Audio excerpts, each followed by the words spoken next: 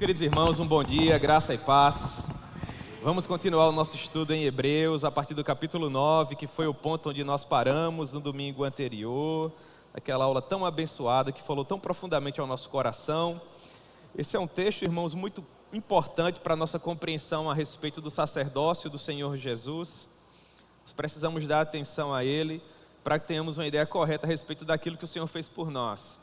Nós vamos ler a partir do verso 11, e se o Senhor permitir, nós vamos até o verso 22 na manhã de hoje, se Deus quiser. Então, Hebreus capítulo 9, a partir do verso 11, a palavra do Senhor nos diz assim: Quando, porém, veio Cristo como sumo sacerdote dos bens já realizados, mediante o maior e mais perfeito tabernáculo, não feito por mãos, quer dizer, não desta criação, não por meio do sangue de bodes e de bezerros, mas pelo seu próprio sangue, entrou no santo dos santos uma vez por todas, tendo obtido eterna redenção. Portanto, se o sangue de bodes e de touros e a cinza de uma novilha, aspergidos sobre os contaminados, os santificavam, quanto à purificação da carne, muito mais o sangue de Cristo, que pelo Espírito eterno a si mesmo se ofereceu, sem mácula a Deus, purificará a nossa consciência de obras mortas, para servirmos ao Deus vivo. Por isso mesmo, Ele é o mediador da nova aliança, a fim de que, intervindo a morte para a remissão das transgressões que havia sobre a primeira aliança, recebam a promessa da eterna herança aqueles que têm sido chamados. Porque onde há testamento, é necessário que intervenha a morte do testador, pois um testamento só é confirmado no caso de mortos, visto que de maneira nenhuma tem força de lei enquanto vive o testador. Pelo que nem a primeira aliança foi sancionada sem sangue, porque havendo Moisés proclamado todos os mandamentos segundo a lei, todo o povo tomou o sangue dos bezerros e dos bodes, e com água, e lã, e tinta de escarlate, e sopo, e aspergiu, não só no próprio livro, como também sobre todo o povo, dizendo: Este é o sangue da aliança, a qual Deus prescreveu para vós outros. Da mesma forma, também aspergiu com sangue o tabernáculo e todos os utensílios do serviço sagrado. Com efeito, quase todas as coisas, segundo a lei, se purificam com sangue, e sem derramamento de sangue não há remissão de pecados. Vamos orar, meus irmãos, em nome de Jesus. Meu Deus, nós te agradecemos pela manhã bela, ensolarada que o Senhor nos permite. Nesse momento nós rogamos o teu favor, meu Deus, para que em graça e misericórdia o Senhor nos permita compreender esse texto que acabamos de ler. Há alguns domingos nós temos estudado, Senhor, a respeito do sacerdócio do Teu Filho, a maneira com que Ele perdoou os nossos pecados a partir do Seu próprio sangue. E como nós precisamos, ó Deus, apreender essas verdades preciosas que devem fazer um bem maravilhoso às nossas almas eternas. Portanto, Senhor, nos seja propício hoje pela manhã, que o Senhor possa tratar conosco de uma maneira simples e objetiva, para que todos nós possamos compreender o que de fato o Senhor quer nos ensinar. Essa é a nossa oração, Senhor, em nome de Jesus, amém. Muito bem, meus irmãos, nós permanecemos estudando o sacerdócio do Senhor Jesus, a nova aliança, e para nós compreendermos esse texto que acabamos de ler, se faz necessário fazermos a revisão a respeito daquilo que nós já temos estudado. Ora, desde o capítulo 8, nós temos aprendido o essencial a respeito do sacerdócio do Senhor Jesus. Em Hebreus capítulo 8, verso 1, o autor nos diz: Ora, o essencial das coisas que temos dito é que possuímos tal sumo sacerdote, que se assentou à destra do trono da majestade nos céus, como ministro do santuário e do verdadeiro tabernáculo que o Senhor erigiu, não homem. Essa é uma síntese de todos os capítulos que tem a ver com o sacerdócio do Senhor Jesus, que nós temos estudado até então, desde o capítulo 5 até o capítulo 9. Mas olhando especificamente para essa síntese de Hebreus capítulo 8, do verso 1 ao verso 5, o essencial daquilo que ele tem nos ensinado, o que nós aprendemos? Em primeiro lugar, que o sacerdócio de Cristo é superior ao sacerdócio de Levítico. Isso é importante para que você compreenda a dimensão do ministério do Senhor Jesus. Por que se fez necessário um novo sumo sacerdote? Porque os sacerdotes humanos eram ineficazes. Eles eram ineficazes por conta do seu pecado, eles eram ineficazes por conta da falência dos seus corpos, eles naturalmente morriam. Nesse sentido, o sacerdócio do Senhor Jesus é um sacerdócio superior. Em segundo lugar, o tabernáculo construído na terra era uma réplica, uma sombra do tabernáculo perfeito que estava no céu. E esse foi o assunto da nossa aula anterior, uma aula preciosa. Se você não veio no domingo passado, procure essa aula na internet, porque você precisa dessa aula para compreender a aula de hoje. Em terceiro lugar, a imperfeição do sacerdócio levítico exigia sacrifício pelo pecado do próprio sacerdote e bem assim pelos pecados do povo. Ora, o sacerdócio de Cristo é superior porque pelo fato do Senhor Jesus não ter cometido pecado, ele não precisa sacrificar por ele próprio, diferente do que acontecia com o sacerdote humano. Em quarto lugar, se o sacerdócio de Cristo não fosse superior, nem mesmo sacerdote ele poderia ser, porque ele não era da ordem de Levi. Nós já estudamos isso. No Antigo Testamento, esse ofício sacerdotal, ele era adquirido por linhagem. Você precisava ser descendente de Arão para se tornar sacerdote. O Senhor Jesus não pertencia à linhagem de Arão, porque nem mesmo da tribo de Levi Jesus era. O Senhor Jesus era um sacerdote segundo a ordem de Melquisedeque, e ele pertencia à tribo de Judá. É por causa disso que ele também é superior. Vocês lembram do estudo que nós fizemos sobre Melquisedeque? Que não tem princípio nem fim, que possuía mais de um ofício, ele era rei, era também sacerdote. Pois bem, a partir desses fatores nós percebemos que o Senhor Jesus possuía um sacerdócio superior ao de Levi. Mas em quinto lugar, o tabernáculo terrestre era uma sombra, uma réplica meticulosamente ordenada a Moisés, para que nós pudéssemos olhar para aquele tabernáculo terrestre e a partir dele retirar insights para compreendermos o tabernáculo celestial. Nesse sentido, o Senhor Jesus também é superior, porque o tabernáculo do Senhor Jesus é o tabernáculo perfeito, o tabernáculo real, do qual o tabernáculo de Moisés era uma mera réplica. Então, em Hebreus capítulo 8, verso 7, o autor nos diz que se aquela aliança fosse sem defeito, de maneira alguma nós estaríamos buscando lugar para uma segunda. Ora, é pelo fato das 5 características que eu estive elencando para vocês, que a antiga aliança precisava ser substituída por uma nova aliança que fosse melhor, uma aliança que fosse sem defeito, perfeita e firmada sob um pacto inabalável. É justamente a aliança que nós temos na pessoa do Senhor Jesus. De modo que no verso 13, Hebreus 8:13, está escrito assim: quando ele desnova, torna antiquada a primeira. Ora, aquilo que se torna antiquado e envelhecido está prestes a desaparecer. O versículo 13 nos diz o seguinte, que pelas características que nós acabamos de rever aqui, essa antiga aliança precisava ser substituída por uma nova aliança, de modo que a antiga, por ser antiquada, seria deixada de lado, ela não possuía poder para salvar, e nós precisaríamos de uma nova aliança, essa sim capaz de nos salvar. E agora no princípio do capítulo 9, ele vai fazer uma comparação entre o que era a réplica e o que de fato era o que é perfeito, o que é genuíno, o que é real, o que é eficaz. E foi justamente a aula que a irmã Janeide deu, trazendo aquelas imagens maravilhosas de como era o tabernáculo no Antigo Testamento, como era o átrio, aquela parte onde as pessoas podiam entrar, como era o lugar santo, até onde podiam ir os turnos sacerdotais, todos os dias, para manter o fogo aceso, para trocar os pães, onde se encontrava o candelabro, a mesa dos pães da proposição, e como era também um lugar santíssimo, onde o sumo sacerdote, ele próprio, uma vez por ano entrava para oferecer um sacrifício pelos pecados dele e pelos pecados do povo. É isso que nós encontramos no princípio do capítulo 9. A princípio, como nós observamos, ele nos fala do santo lugar. Ele diz isso no verso 2. Com efeito, foi preparado o tabernáculo, cuja parte anterior, onde estavam o candeeiro e a mesa e a exposição dos pães, que se chama o santo lugar. Pois bem, havia também o lugar santíssimo, versos 3 e 4.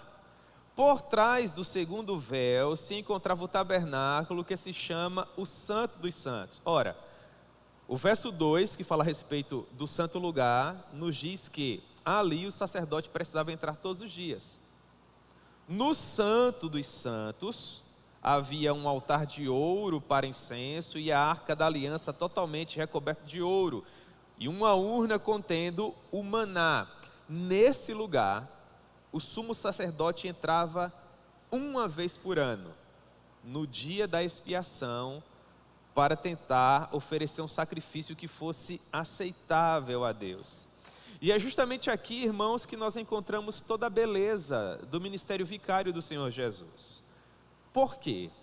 Porque se no rito do Antigo Testamento havia essa precariedade, uma substituição de sacerdotes, que por conta das suas falhas fracassavam e morriam, e havia também uma substituição do sumo sacerdote, que por conta também das suas falhas também morria, e precisava ser substituído. Ora, irmãos, tudo isso não servia para perdoar os nossos pecados de uma vez por todas. Era tudo muito paliativo, era tudo muito precário. Eles precisavam continuamente oferecer o sangue daqueles animais que não serviam para nos perdoar de uma vez por todas, porque eles próprios eram imperfeitos. É o que nos diz o verso 6. Ora, continuamente entravam no primeiro tabernáculo os sacerdotes para realizar os serviços sagrados. E no verso 7 ele nos diz que o sumo sacerdote entrava no lugar santíssimo uma vez por ano, não sem sangue, para também tentar perdoar os nossos pecados. No verso 9 ele nos diz que isso é uma parábola do tempo presente, ou seja, tanto o sacerdote que entrava no lugar santo todos os dias, como o sumo sacerdote que entrava no lugar santíssimo uma vez por ano, eram sombras, eram tipos, pessoas que foram levantadas por Deus para nos fazer compreender como nós precisávamos desesperadamente de um sacrifício que fosse perfeito. Era algo que estava quebrado e que todos os dias precisava de uma nova manutenção.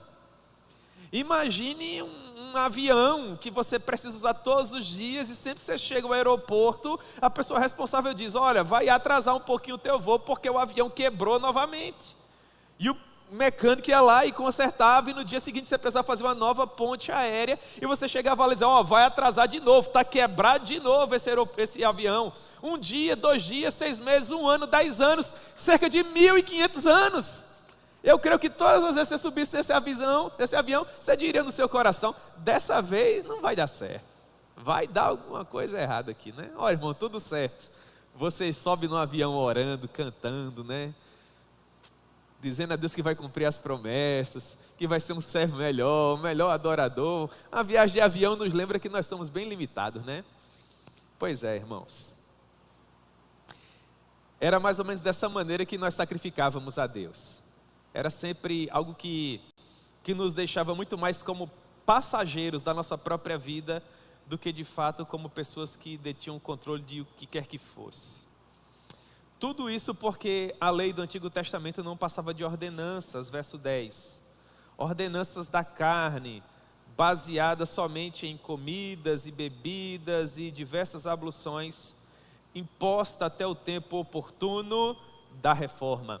Então ele nos diz no verso 10 que tudo aquilo era muito paliativo, era muito precário, e seria suficiente até o momento em que fosse reformado, para que nós pudéssemos oferecer um sacrifício que fosse eficaz de uma vez por todas.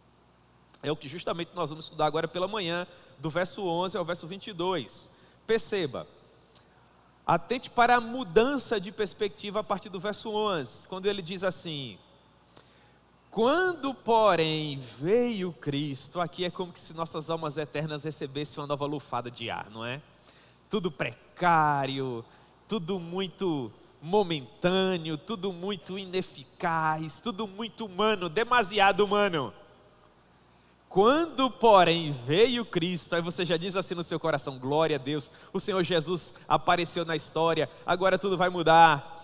Quando, porém, veio Cristo como sumo sacerdote dos bens já realizados, mediante o maior e mais perfeito tabernáculo, não feito por mãos, quer dizer, não desta criação, não por meio de sangue de bodes e de bezerros, mas pelo seu próprio sangue, entrou no Santo dos Santos, uma vez por todas, tendo obtido eterna redenção. 2 pontos importantes aqui, o primeiro deles no verso 11. Quando, porém, veio Cristo como sumo sacerdote dos bens já realizados, mediante o maior e mais perfeito tabernáculo. Aqui sim, irmãos, perceba, não feito por mãos, não maculado por nossas falhas, por nossos somenos, por nossas inúmeras inseguranças, pela multidão dos nossos pecados. Não, aqui não se trata de uma réplica, se trata daquilo que é real, se trata daquilo que é perfeito. Veio o Senhor Jesus como sumo sacerdote dos bens já realizados, desde antes da fundação do mundo, mediante o maior e mais perfeito tabernáculo, que é Ele próprio, o seu próprio corpo, não feito por mãos. Por quê? Porque Jesus é o Filho de Deus, eternamente gerado pelo Pai, que foi colocado no ventre da Virgem, pelo poder do Espírito Santo, não foi afetado pelo pecado humano. É por causa disso, pelo fato dele não ter sido criado por mãos, pelo fato dele não pertencer a essa criação que o pecado de Adão não contaminou. No momento em que ele é gerado pelo Santo Espírito no ventre da Virgem, o pecado original que nos arrasa e nos arrasta e finalmente nos mata, não exerceu qualquer poder sobre o Senhor Jesus, porque Ele nasceu perfeito. É por isso que nós precisávamos de um sumo sacerdote assim, que não fosse afetado pelo pecado, que não precisasse se sacrificar por Ele próprio, que fosse perfeito. Mas para ser perfeito, Ele não podia ser dessa criação. É por isso que o verso 24 vai nos dizer o seguinte: porque Cristo não entrou em santuário feito por mãos, figura do verdadeiro. O sacrifício oferecido pelo Senhor Jesus não foi no tabernáculo levantado por Moisés, pelo contrário. O sacrifício oferecido pelo Senhor Jesus aconteceu no tabernáculo perfeito que se encontra nos céus, na presença de Deus. É o que diz o verso 24. Porém no mesmo céu, para comparecer agora por nós diante de Deus. Que coisa extraordinária, irmãos. O sumo sacerdote humano, uma vez por ano, entrava numa mera réplica, imperfeita.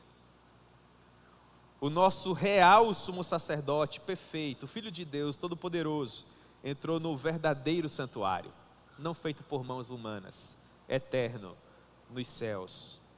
Cristo obteve esta honra, não por meio do sangue de animais, que são ineficazes, mas pelo seu próprio sangue, que é perfeito. É o que nos diz o verso 12, que nós já lemos. Não por meio do sangue de bodes e de bezerros, mas pelo seu próprio sangue, entrou no Santo dos Santos uma vez por todas, tendo obtido eterna redenção. No momento em que Cristo entra no Santo dos Santos, que é Ele próprio, nos céus, Ele não entra com o sangue de animais. Os animais, por sua vez, também eram imperfeitos. Por mais que as pessoas, e bem assim os sacerdotes, procurassem naqueles currais e naquelas malhadas animais que fossem suficientes para serem aceitos por Deus, nós sabemos que tudo foi afetado pelo pecado. É por isso que nós ensinamos a depravação total de todas as coisas após o pecado. No momento em que o Senhor Jesus entra com o seu próprio sangue, o sangue de Jesus é sem defeito. Portanto, perceba, o tabernáculo é sem defeito. Ele próprio é o tabernáculo. Ele tabernaculou entre nós. E o sangue que Ele oferece da mesma forma. Portanto, nós temos um sacerdote perfeito e nós temos um sacrifício perfeito. E isso foi aceitável diante de Deus. O apóstolo Pedro nos lembra que não foi mediante coisas corruptíveis como prata ou ouro que nós fomos resgatados da nossa vã maneira de viver. Pelo contrário, mas pelo precioso sangue de Cristo, como de um cordeiro sem defeito e sem mácula, o sangue do Senhor Jesus. Portanto, Ele próprio, Jesus, por meio do seu sangue, entrou no Santo dos Santos, não na réplica de Moisés, mas no que é real, que se encontra nos céus. E isso não por pouco tempo. Jesus não entrou meramente e depois saiu como os sumos sacerdotes humanos. Ele entrou de uma vez por todas e se assentou à destra do Pai. Isso é extraordinário, irmãos. Está lá em Hebreus capítulo 10. Lá em Hebreus 10, a partir do verso 11, diz o seguinte: ora, todo sacerdote se apresenta dia após dia. Isso aqui no lugar santo. Você lembra? Tinha um átrio, lugar santo, santo dos santos. Aqui na coluna do meio, no lugar santo. Todo sacerdote se apresenta dia após dia no lugar santo a exercer o serviço sagrado e a oferecer muitas vezes os mesmos sacrifícios que nunca, jamais podem remover pecados. Jesus, porém, tendo oferecido para sempre um único sacrifício pelos pecados, assentou-se à destra de Deus. Essa ideia de se assentar, ela é magnífica, porque, vocês lembram da aula que a irmã Janeide deu? Não tinha cadeira no Santo dos Santos, porque o sumo sacerdote, tudo que ele queria era entrar o mais rápido e sair. Aquele lugar era muito santo. No caso do Senhor Jesus, nós vemos que ele entra, e pelo fato de não haver mais nada a ser realizado, o trânsito acaba, não tem mais que ficar entrando e saindo. A ira foi afastada, a justiça foi satisfeita. Finalmente agora o caminho estava desobstruído. O Senhor Jesus havia cumprido a sua missão e ele podia descansar. Então ele se assenta no lugar mais exaltado do universo, que é a potestas, a destra do Deus Todo-Poderoso. Irmãos, ele se assentou lá, aguardando daí em diante até que os seus inimigos sejam postos por estrado dos seus pés. Porque Hebreus 10:14, com uma única oferta, aperfeiçoou para sempre quantos estão sendo santificados. O apóstolo Paulo nos diz em Romanos, capítulo 5, que através de um homem entrou o pecado no mundo, e por causa desse pecado, todos morreram. Da mesma forma, através de um homem, Deus manifestou a sua justiça, e por meio desse homem, muitos, não todos, em Adão, todos morrem, mas em Jesus, muitos são salvos. Por que não são todos salvos? Porque, irmãos, não são todas as pessoas que depositam toda a sua confiança em Jesus. Há pessoas que vão ouvir o Evangelho e que infelizmente não vão se render ao Evangelho. Não serão salvas, infelizmente serão fatalmente condenadas eternamente. Jesus morreu por todos aqueles que o receberão como único e suficiente Salvador das suas vidas. E isso é muito importante, nós precisamos desesperadamente do Senhor Jesus. Sem Jesus não há vida, sem Jesus não há possibilidade de felicidade plena. Em Salmos, capítulo 24, nós temos uma ideia de como foi a entrada do Senhor Jesus no céu com o seu próprio sangue, do tabernáculo perfeito não feito por mãos humanas. O autor do Salmo 24, nos fala dessa entrada triunfal do Senhor. Ele diz assim, Salmo 24, 7: levantai, ó portas, as vossas cabeças, levantai-vos, ó portais eternos, para que entre o Rei da Glória. Quem é o Rei da Glória? É o Senhor forte e poderoso, o Senhor poderoso nas batalhas.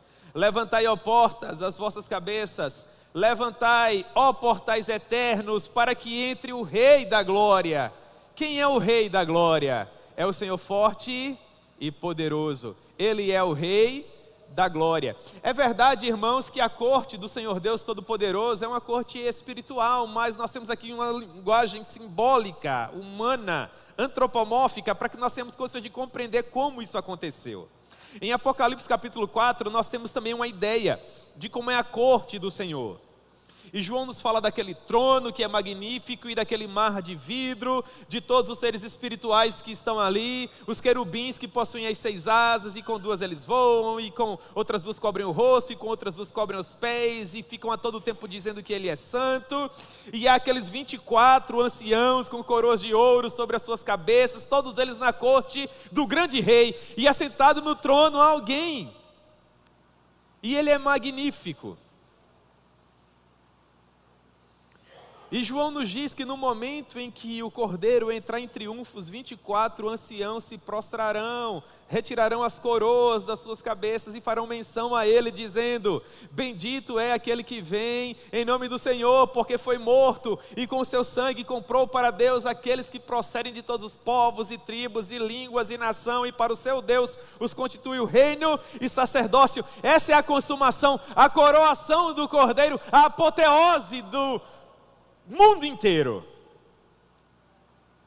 Quem sabe o mesmo anjo poderoso que tocou a trombeta para que tudo isso acontecesse foi o anjo que serviu como arauto e se colocou de pé e disse: levantai, ó portais eternos, é a hora, anciãos, de retirarem as coroas das cabeças, porque ele chegou, ele triunfou, ele venceu, entrou de uma vez por todas com seu próprio sangue no lugar santíssimo. Levantai, ó portas, as vossas cabeças, para que entre o Rei da Glória. Quem é o Rei da Glória? É o Senhor forte e poderoso, o Senhor que triunfa na batalha. Ele é o Rei da Glória.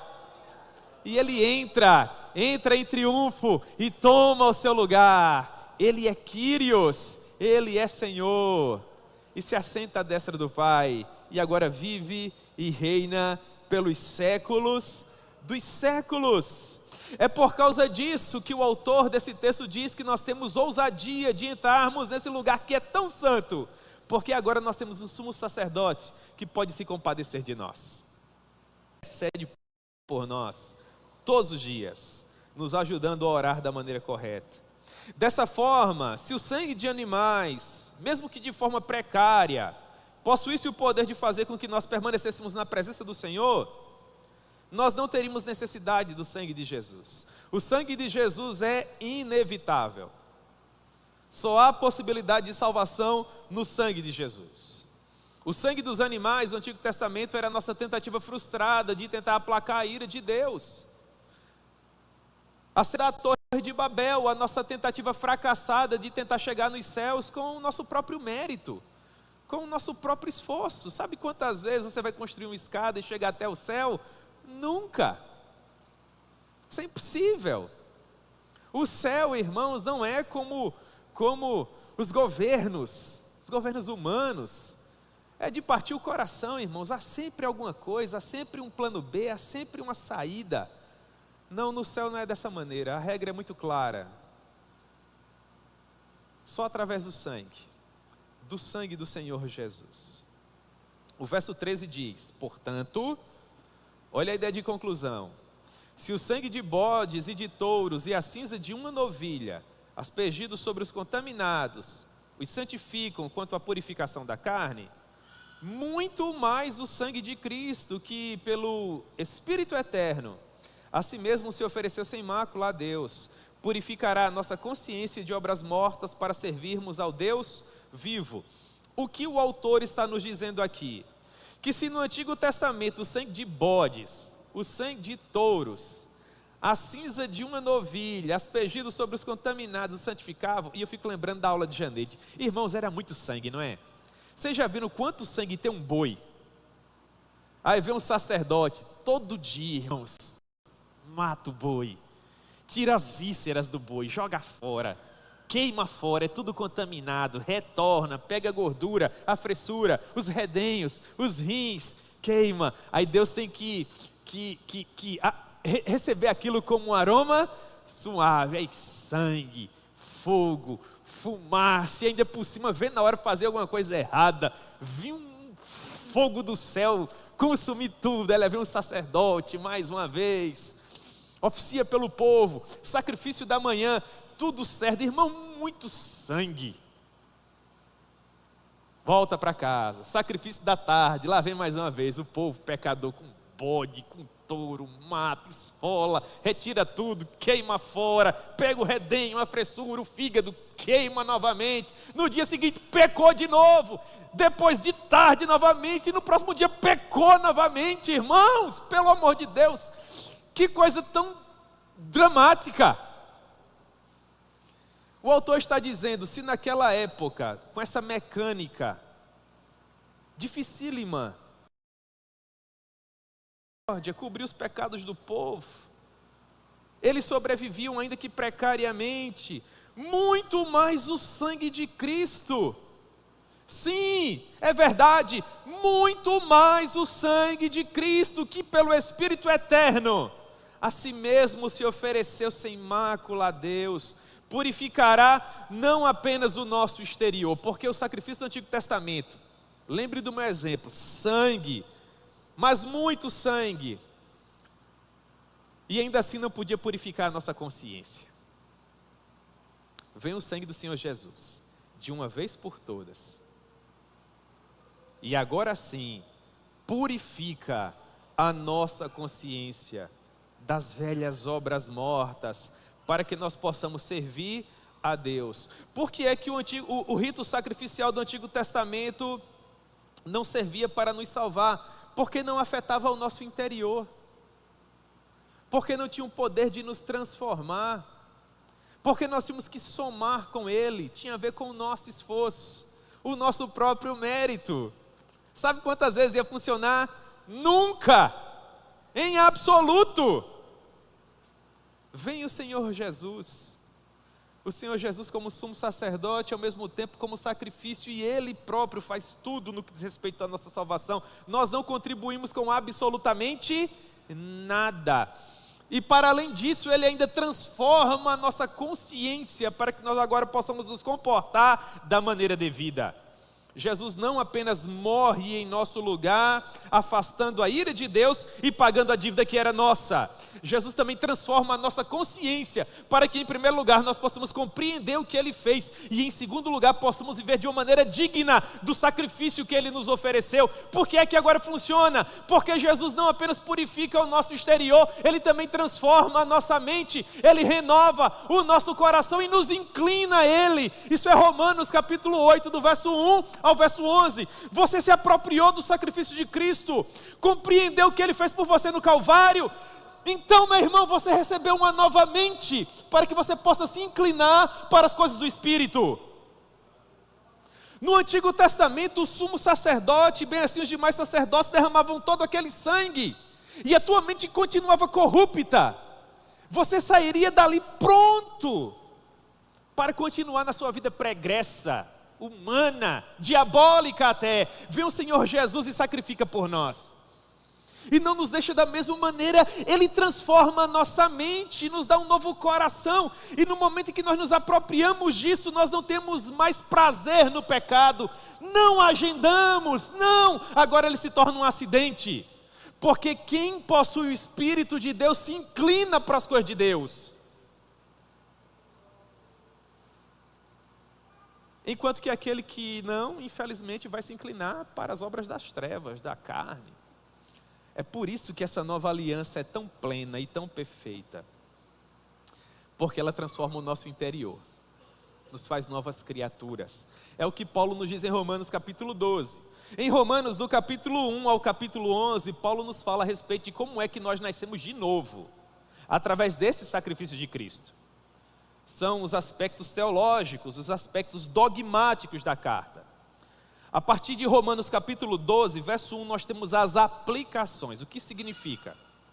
Que de Romanos capítulo 1 ao capítulo 11, Paulo nos ensina teologia. Uma vez que ele pressupõe que a gente compreendeu o que ele ensinou do capítulo 1 até o capítulo 11, a partir do capítulo 12 é como se ele dissesse: agora que você compreendeu o que eu ensinei nesses 11 capítulos, eu vou dizer para você como é que vai ser a sua vida. Agora que você tem esse conhecimento, ou você pensa que vai ler os 11 capítulos e vai continuar da mesma forma? É claro que não. Então você compreendeu os 11 capítulos de Romanos? No capítulo 12 ele vai dizer o seguinte: agora eu imploro a você, que compreendeu essa teologia, que ofereça o seu corpo a Deus como um sacrifício vivo, santo e agradável, que é o vosso culto racional.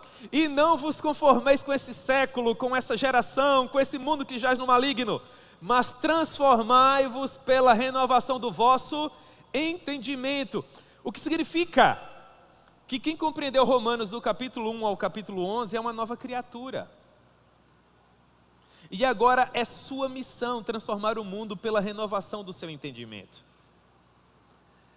É uma aplicação formidável para o que o autor de Hebreus está nos ensinando aqui. Que o sacrifício do Senhor Jesus possui o poder de purificar a nossa consciência, possui o poder de nos dar um novo entendimento. Nós somos nova criatura, irmãos, porque nós temos uma nova mente. Eu tinha essa dificuldade, né? Recebi Jesus como Salvador, sou uma nova criatura, o que é que muda? Agora eu vou ter 3 orelhas, 2 bocas, 4 pernas. O que é ser uma nova criatura? Ser uma nova criatura é ter a sua mente transformada. É se inclinar para as coisas do Espírito, é ter o pendor do Espírito. É ter o Espírito Santo testificando com o seu Espírito que você é filho de Deus. É saber que as lutas do tempo presente não podem ser comparadas com a glória que nos aguarda no final. É saber que nada pode nos separar do amor de Deus que está em Cristo Jesus. Mas quem não nasceu de novo vai caminhar a vida toda na igreja, nunca vai experimentar isso. Pelo contrário, vai estar sempre dando trabalho, vai estar sempre metido em confusão, em disse-me-disse, em picuinha, em mexerico, porque não nasceu de novo, não é uma nova criatura, não é guiado pelo Espírito. Quem é guiado pelo Espírito se inclina para as coisas do Espírito, e quem tem o Espírito é submisso, quem tem o Espírito obedece, quem tem o Espírito quer ver prosperar, quem tem o Espírito não vive se envolvendo em contenda, não vive em disse-me-disse. Quem nasceu de novo é diferente, irmãos. Ele até erra, comete deslize, mas ele se arrepende, busca um lugar de perdão, quer acertar. Há um desejo ávido no coração dele de crescer, de ser cheio do poder do Espírito Santo, de deixar um legado, de glorificar o nome do Cordeiro. Quem não nasceu de novo é apático. Você tem que estar todo o tempo chacoalhando. Vamos, meu irmão, caminhar. Ah, pastor, eu estou tão infeliz. Por quê, meu irmão? Ah, por causa de Beltrano, por causa de fulano. Que poder é esse, irmãos? Ah, vida apática, uma vida árida. Não tem vida de oração com Deus, não lê a palavra, não se sente motivado a subir ao local público de adoração para ver a glória de Deus se manifestar. Está sempre retraído, cabisbaixo, ensimesmado, cheio de casmurrice. Não entende o que significa ter uma consciência purificada. É um sensor de problemas, não consegue ver beleza na igreja, meu irmão. Isso aqui não é construído pelo homem, não. Os problemas que você vê aqui, todos eles estão diante do Cordeiro, esse projeto é dele. Aí fica dando uma desculpa de que eu vou sair dessa igreja porque eu vi problema, eu vou para uma próxima igreja. Aí chega na igreja nova, naquilo que a gente chama de primavera do encontro. Nem as pessoas o conhecem e nem ele conhece as pessoas. Aí é tudo uma mil maravilha. Começa a conviver, pouco tempo, já vê problema também. Você não tem uma mente transformada. E vai peregrinar de igreja em igreja, porque não há um lugar para você. Porque nós não nos esforçamos para fazer parte desse corpo, nós somos trazidos a ele. Vai ler Efésios, do capítulo 1, até o final do capítulo 3. Teologia, pura, na veia. Aí vai ler as aplicações a partir do capítulo 4. Ele está dizendo que quem compreendeu aquela teologia vai se esforçar para viver em paz com os demais irmãos, porque vai estar inserido no corpo. Você não se esforça, meu irmão, para viver em comunhão. É um aspecto natural da sua nova vida. É um fruto que você inevitavelmente tem que produzir. Mas se você não nasceu de novo, pode formar uma equipe com 20 pastores, 50 seminaristas, 120 presbíteros, 300 diáconos, e ninguém vai ser suficiente para agradar você.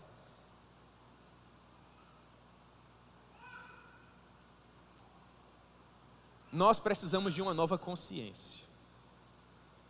Nós precisamos nascer de novo. Nós precisamos nos apropriar da vitória do Cordeiro, irmãos. Foi-se o tempo que nós estávamos sem Cristo, separados das promessas, estranhos às alianças e sem Deus no mundo. Nós já fomos aproximados. Nós fomos aproximados pelo sangue de Cristo. Nós somos novas criaturas, porque Jesus é o mediador dessa nova vida que temos. É por causa disso, dessa mediação, dessa novidade de vida, disso que nós sentimos, irmãos, que nós sabemos que a nova aliança é eficaz e substituiu a primeira. Olhe para o verso 15, está escrito: por isso mesmo, por isso o quê? Pelo fato de você ter recebido uma nova consciência, ter se apropriado do sangue de Cristo, que tornou você uma nova criatura. Por isso mesmo, Ele é o mediador da nova aliança, não o homem. O homem não media nada. O homem não é o mediador entre Deus e os demais homens. O mediador entre Deus e os homens é o Senhor Jesus, e não há outro. Está claro, Ele é o mediador da nova aliança. E Ele faz isso com que objetivo? Verso 15 ainda, a fim de que, olha a preposição de instrumentalidade grega aí, a fim de que, intervindo a morte para a remissão das transgressões que havia sobre a primeira aliança, recebam a promessa da eterna herança aqueles que têm sido chamados, a fim de que, olha só como ele se torna o mediador da nova aliança, intervindo a morte para o perdão das transgressões. O autor está nos lembrando que nós estávamos mortos em nossos delitos e pecados. Nós tínhamos uma conta que nós não podíamos pagar. Havia uma cédula que nos era contrária e que nos arrastava irremediavelmente para o inferno. Então Paulo diz em Colossenses capítulo 2, que nós que estávamos mortos pelas nossas transgressões e pela incircuncisão da nossa carne, recebemos vida juntamente com Ele, no momento em que Ele perdoou todos os nossos delitos, tendo cancelado o escrito de dívida que era contra nós e que constava de ordenanças, o qual nos era prejudicial. O Senhor Jesus removeu inteiramente, encravando na cruz. E é dessa maneira que nós recebemos a promessa da herança eterna. Nós que temos sido chamados para crer, chamados para obedecer, chamados para recebermos uma nova vida. Por que temos certeza disso? Porque houve necessidade desse sangue ser derramado. Porque, verso 16 e 17, onde há testamento é necessário que intervenha a morte do testador, pois um testamento só é confirmado no caso de mortos, visto que de maneira nenhuma tem força de lei enquanto vive o testador. Em outras palavras, para que tudo isso acontecesse, Jesus precisava morrer. Jesus foi esse ser humano que nasceu para morrer. Meus irmãos, se o Senhor Jesus tivesse feito tudo aquilo que fez, no Evangelho de João, o evangelista nos diz que se tudo aquilo que Jesus fez em 3 anos de ministério fosse escrito em livros, nem todos os livros do mundo seriam suficientes. Ainda que o Senhor Jesus tivesse feito tudo isso e não tivesse morrido, Ele teria fracassado. A apoteose, o ponto mais alto da vida de Jesus, é a cruz. Sabe onde Ele é mais glorificado? Não é quando Ele nasce sem pecado, ou quando inicia o seu ministério, ou quando faz aqueles milagres extraordinários. O ponto onde Ele é mais glorificado é na cruz, porque é na cruz que Ele cumpre a sua gloriosa missão. Por isso Ele foi tão ríspido, tão duro com o apóstolo Pedro, porque o que Pedro propôs a Jesus quando disse que Jesus não deveria ir à cruz, não era salvação, irmãos. O que Pedro estava propondo ali era fracasso. A mínima possibilidade de fracasso, ao chegar aos ouvidos do Todo-Poderoso, foi respondida assim: arreda Satanás. Você tem ideia do que significa? Com 33 anos de idade, ninguém aqui tem coragem de dizer isso. Ele teve. E disse: é chegada a hora.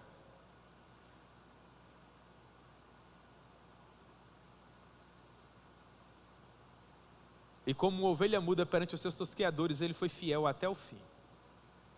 Sendo reconhecido em figura humana, ele foi fiel até a morte, e morte de cruz. Porque um testamento só é confirmado no caso de mortos.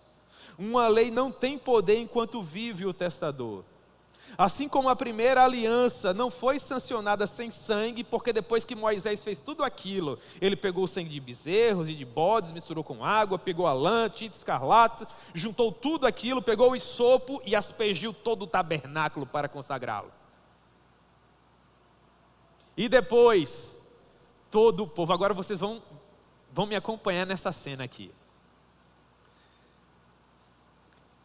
Toda uma multidão reunida. E Moisés pegou lá o molho de hisopo, né? Molhava aqui no sangue, vem tu.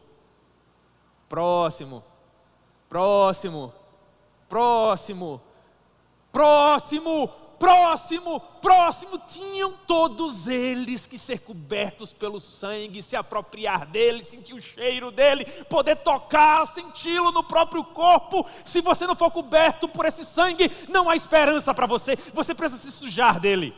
Mais do que isso, você precisa mergulhar nessa fonte. Que o Espírito Santo hoje pela manhã leve você até todo o sangue que foi derramado no Calvário, e que você não seja meramente aspergido por ele, mas que você seja todo banhado, que não sobre nenhuma área do seu corpo que não seja coberta pelo sacrifício de Cristo, para que você esteja seguro. Não é isso que o texto está dizendo. Olha, verso 19, tudo aspergido. E bem assim o próprio livro, como também todo o povo aspergido, e Moisés dizendo, verso 20, este é o sangue da aliança, a qual Deus prescreveu para vós outros. Eu quero acreditar que diante daquele cenário não teve ninguém que disse, Moisés, mas eu vou sujar minha roupa? Será que não tem como você molhar só a ponta do dedo aqui, não? Irmãos, eu não quero forçar o texto absolutamente, mas nós somos pessoas profundamente convenientes.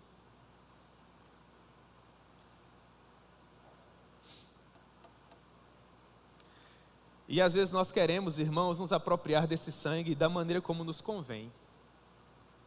Nós não gostamos de nos sujar, não é? Nós gostamos de propor, nós gostamos de dizer o que nos agrada. Eu acho que, pelo que conhecemos da personalidade de Moisés, era sangue para todo lado, irmãos. O George Whitefield pregava, e as pessoas começaram a reclamar, que no final das pregações de George Whitefield, elas tinham a sensação que saíam sujas de sangue. E ele dizia que era sinal de que ele estava pregando bem a mensagem que lhe havia sido confiada. Se você, meu irmão, vir para uma aula de um texto como esse e não voltar para casa sujo de sangue, você não entendeu praticamente nada. Na verdade, eu vou mudar o termo, você tem que voltar para casa limpo de sangue, purificado de sangue, uma nova criatura por meio do sangue. Pedro não queria que o Senhor limpasse os pés dele, né? Tinha que ser Pedro, muito santo. Se eu não lavar os seus pés, você não tem parte comigo. Então, Senhor, lava todo. Aquele que já foi purificado, Pedro, não precisa ser purificado novamente. Tinha que ser o Senhor, não é, irmãos? Ora, nós queremos ser santos demais porque não queremos lavar os pés. Depois nós queremos ser santos demais da mesma forma porque queremos tomar um banho completo. Pedro sou eu e Pedro é você. Jesus propõe de um jeito. Quero lavar seu pé. Você não vai. Aí Jesus, se eu não lavar o seu pé, você não é santo. Aí você quer provar que é santo. Aí você fala, me lava todo. Aí Jesus, pelo amor de Deus, né? Então, Deus vai lá e trabalha conosco, irmãos. E vai nos moldando da maneira como Ele quer que nós sejamos moldados. Mas uma coisa deve ficar bem firme amanhã. Sem derramamento de sangue não há perdão de pecados. Igualmente, verso 21, também aspergiu com sangue o tabernáculo e todos os utensílios do serviço sagrado. Com efeito, quase todas as coisas, segundo a lei, se purificam com sangue. Haviam oblações, ofertas alçadas, que não derramavam sangue. Mas que fique claro, verso 22, sem derramamento de sangue não há remissão. Como eu gostaria de concluir essa aula hoje? O que significa essa frase, sem derramamento de sangue não há remissão? Significa que no momento em que Deus disse para Adão e Eva, no momento em que vocês tomarem desse fruto, dele comerem, vocês certamente morrerão, Deus não estava brincando, irmãos. A única solução para o pecado é a morte do pecador. Deus, ele não varre a sujeira para baixo do tapete. Ele disse, a alma que pecar, essa morrerá. Então, para satisfazer a sua justiça, sangue precisa ser derramado, para que Deus possa dizer, agora eu estou satisfeito. A minha santidade foi satisfeita. Onde é que se encontra toda a beleza da morte de Jesus? A morte de Jesus é bela porque a morte de Jesus é vicária. A morte de Jesus é substitutiva. Quem devia morrer? Nós. Quem morreu em nosso lugar? Jesus. Por que é que foi derramado tanto sangue no Antigo Testamento? Desse que nem com todo o sangue do mundo, eu vou repetir, nem com todo o sangue do mundo, um pecado seu podia ser perdoado. Veio o que era eterno, perfeito, derramou o sangue dele de uma vez por todas, e agora sim, você foi perdoado. Então perceba, pelo menos 1500 anos de lei cerimonial mosaica, tanto e tanto sangue derramado, não salvou ninguém, naquela réplica do tabernáculo. Aí você olha para a réplica, olha para o tabernáculo do Antigo Testamento, agora eu compreendo. É por isso que Deus derramou tanto sangue, é para que eu pudesse enxergar que nem todo o sangue do mundo seria suficiente. Meu Deus, eu estava de fato perdido. Quantos animais foram mortos ali, irmãos? Não se sabe. Nós não temos ideia de quanto sangue foi derramado. Nunca ninguém foi salvo por meio do derramamento do sangue da lei. Aí na plenitude dos tempos, vem aquela frase que deveria ser escrita com letras douradas. O João Batista olha para aquele rapaz de 30 anos no meio do deserto, daquelas areias escaldantes, e ele diz, eis o Cordeiro de Deus que retira o pecado do mundo. E agora tudo faz sentido. Se todos aqueles cordeiros não foram suficientes, esse é. Nós precisamos desse cordeiro. Se todos aqueles sacerdotes que nos antecederam, todos eles morreram, ficaram pelo caminho, não foram suficientes, esse sacerdote é perfeito. Agora nós não temos a réplica, nós temos o que é real. Não precisamos de um sacerdote humano, nós temos o próprio sacerdote eterno. Não precisamos do sangue de animais, nós temos o próprio sangue do Cordeiro de Deus, que retira o pecado do mundo. Isso é real. É disso que nós precisamos nos apropriar e compreender que sem o derramamento do sangue dele, não há perdão de pecados. Entendeu? Muito bem. Quais são as aplicações? Eu já tinha fechado o computador sem fazer, né? Vamos lá. A primeira delas. Você pode se achegar confiadamente ao lugar santíssimo. Porque agora você dispõe de um sumo sacerdote que pode se compadecer de você. Ele está lá, no lugar mais santo, assentado à destra do Pai, intercedendo por nós. Você pode se achegar com confiança no Santo dos Santos. Em segundo lugar, o sacrifício de Cristo foi único, perfeito, suficiente e eficaz. Você está salvo de uma vez por todas. Você está salvo de uma vez por todas. Irmãos, eu não consigo enxergar de outra maneira. Eu não consigo ver como é que o sangue de Jesus foi derramado. A ira de Deus foi aplacada, o preço foi pago. E como é que eu não estou salvo, irmãos? É claro que eu estou salvo. E eu estou salvo de uma vez por todas. Eu tenho essa convicção de uma maneira muito forte no meu coração. Ah, pastor, o senhor está dizendo isso agora, e se o senhor ficar pelo caminho? É porque eu não fui salvo, meu irmão. Foi mera convicção humana. Achava que era quando não era. Mas isso não interfere no sacrifício perfeito de Cristo. Imperfeito sou eu, Ele é perfeito. E Ele entregou ao Deus Pai um sacrifício que sim é perfeito. Você pode confiar.